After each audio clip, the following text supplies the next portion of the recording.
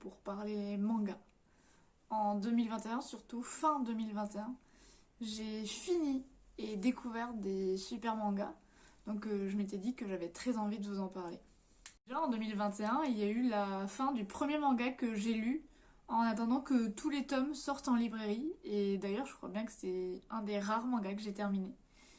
Il s'agit de The Promised Neverland, que j'ai découvert à sa sortie et que j'ai vraiment adoré. The Promised Neverland, c'est l'histoire de trois enfants, Emma, Ray et Norman, qui ont été élevés dans une sorte d'internat. Dans cet internat, on leur fait passer beaucoup de tests pour mesurer leur intelligence. Et ils ont un drôle de code barre tatoué sur le cou. Au fur et à mesure de l'intrigue, ils vont faire des découvertes qui font qu'ils ne vont plus vouloir rester dans cet internat et qu'ils vont devoir s'échapper pour leur survie. Et j'ai beaucoup apprécié ce manga. Surtout le début, j'avoue que j'ai eu une phase à peu près au milieu où j'ai eu un peu plus de mal à accrocher, où j'avais du mal à suivre l'intrigue.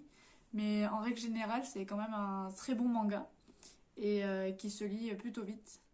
J'ai dû aller rechercher combien il y avait de tomes parce que je m'en rappelais plus du tout, alors que c'est un nombre rond, 20. Mais voilà, franchement, 20 tomes, c'est pas énorme et ça se dévore super vite. Puis Emma reste mon personnage préféré, même si elle est très têtue. Je m'installe mieux dans mon canapé pour vous parler du second manga. Il s'agit du Couvent des damnés, que j'ai lu pour le Pumpkin Autumn Challenge, dont j'ai l'affiche ici. Je trouvais que les couvertures se mariaient bien avec l'automne, la première est d'une couleur rouge. Et puis l'histoire avait l'air aussi plutôt pas mal vu qu'on traite de sorcellerie. Donc je m'étais dit que ça serait parfait pour ce challenge. Dans le couvent des damnés, on retrouve plusieurs personnages, mais le personnage principal, Ella, se retrouve dans ce couvent après que sa mère ait été accusée de sorcellerie et ait été brûlée sur un bûcher. Le but de ce couvent, c'est en gros de redresser toutes les filles de sorcières. Et là, elle va vite se rendre compte qu'il y a quelque chose qui cloche dans ce couvent. Et en fait, elle va tout faire pour survivre. Et son but, ça va être de devenir suffisamment forte pour pouvoir approcher celle qui gouverne tout ça et qui chapeaute vraiment toute cette organisation. Donc visiblement, je crois que j'aime bien les mangas où les personnages sont enfermés dans des murs et ils font tout pour survivre. Et ce qui est bien avec ce manga, c'est que j'ai beaucoup apprécié les personnages qui avaient des caractères très très très différents et qui en même temps faisaient preuve de sororité pour beaucoup. Elles sont toutes dans la même galère et il faut qu'elles survivent. Donc après, il y a différentes façons de survivre. Il y a celles qui s'entraident vraiment à fond et qui vont s'aider à ne pas tomber dans les pièges. Et puis après, il y a les autres. Celles qui sont capables de mettre des bâtons dans les roues des plus faibles pour pouvoir s'élever. Donc j'ai trouvé ça super intéressant et j'avoue que je l'ai dévoré. En plus, le manga n'est vraiment pas long, il n'y a que 6 tomes. Donc en une soirée, ça peut être lu quoi. Pour le Pumpkin Autumn Challenge, j'ai aussi pu lire Moriarty, The Patriot.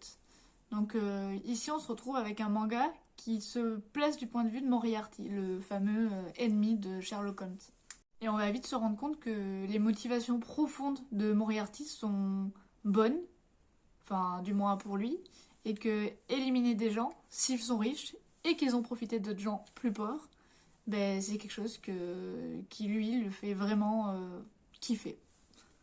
Ce qui est bien avec ce manga, c'est qu'on se sente pas trop sur Sherlock Holmes. C'est-à-dire qu'il est présent, mais genre je crois qu'il apparaît déjà qu'au tome 3. Et il y a beaucoup de chapitres qui font qu'on ne le voit pas du tout. On reconnaît certaines enquêtes qu'il a pu mener si on connaît un petit peu Sherlock Holmes de Conan Doyle.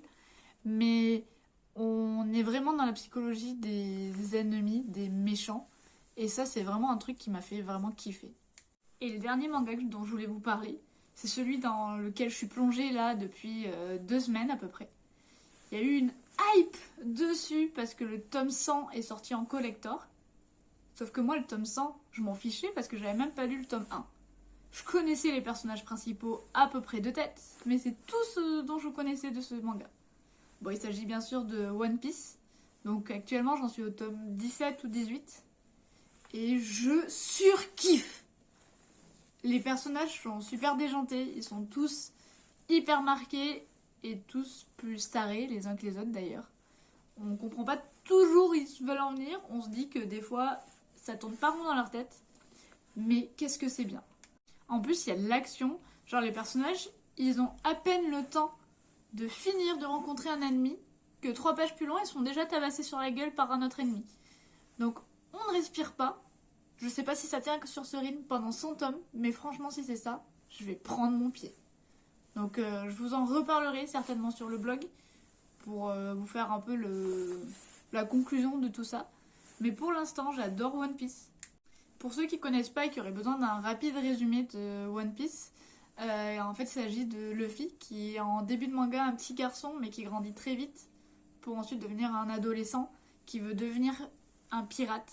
Et pour ça il va monter son équipage et il va partir à l'aventure pour devenir le roi des pirates et trouver le One Piece. Mais évidemment, tout le monde veut devenir le roi des pirates et tout le monde veut le One Piece. Donc du coup, tout le monde se tape sur la gueule pour avoir le One Piece. Et c'est vraiment cool. Franchement, là, le résumé, il donne peut-être pas envie, mais je vous promets que c'est plein d'actions, etc. Donc voilà, j'ai hâte de le continuer et de vous en parler, certainement sur mon blog du coup.